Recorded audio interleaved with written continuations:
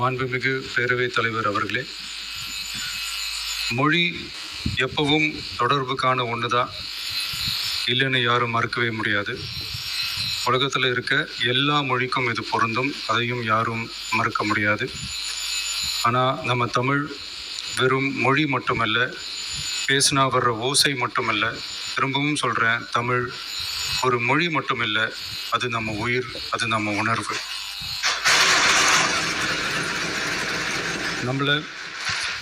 நம்மளை பெற்ற தாயை அம்மானு சொல்கிறப்பெல்லாம் பாசமும் சொந்தமும் நம்மளை அறியாமலே உயிரா, உறவா, உணர்வா, தானா உள்ளுக்குள்ளே தோணும்ல. அதே மாதிரி ஏன் இன்னும் ஒரு படி மேலே போயே சொல்லலாம், தமிழ்னு சொன்னாலே எப்படி இருக்கும், என்ன ஆகும்னு சொல்லவா வேணும். தாய் எப்படி ஒரு மிகப்பெரிய புனிதமோ அப்படிதாங்க தாய்மொழியும். அதுலேயும் தமிழ் மொழி இப்படி சொல்கிறதே போதும், எல்லாருக்கும் நம்ம தாய்மொழி உணர்வை பற்றி புரியும்னு நினைக்கிறோம். தமிழும் தமிழனும் இல்லாத நாடு எது? திரும்பவும் சொல்லலாம், தமிழ் ஒரு மொழி மட்டுமல்ல, அது ஒரு பண்பாடு, அது ஒரு நாகரிகம், அது ஒரு சிந்தனை, அது ஒரு அன்பு. தமிழ்னா விருந்தோம்பல், சுருக்கமாக சொன்னால் தமிழ்னா கெத்து, தமிழ்னா பவர்.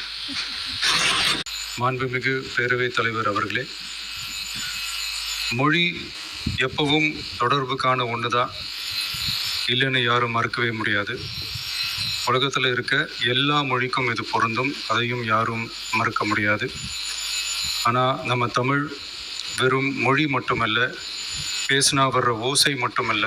திரும்பவும் சொல்கிறேன், தமிழ் ஒரு மொழி மட்டுமில்லை, அது நம்ம உயிர், அது நம்ம உணர்வு.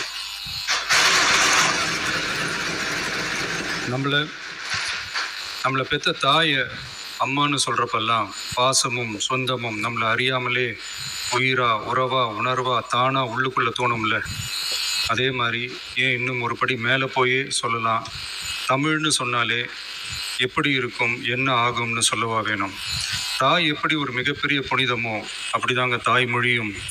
அதுலேயும் தமிழ் மொழி இப்படி சொல்கிறதே போதும், எல்லாருக்கும் நம்ம தாய்மொழி உணர்வை பற்றி புரியும்னு நினைக்கிறோம். தமிழும் தமிழனும் இல்லாத நாடு எது? திரும்பவும் சொல்லலாம், தமிழ் ஒரு மொழி மட்டுமல்ல, அது ஒரு பண்பாடு, அது ஒரு நாகரிகம், அது ஒரு சிந்தனை, அது ஒரு அன்பு. தமிழ்னா விருந்தோம்பல், சுருக்கமாக சொன்னால் தமிழ்னா கெத்து, தமிழ்னா பவர்.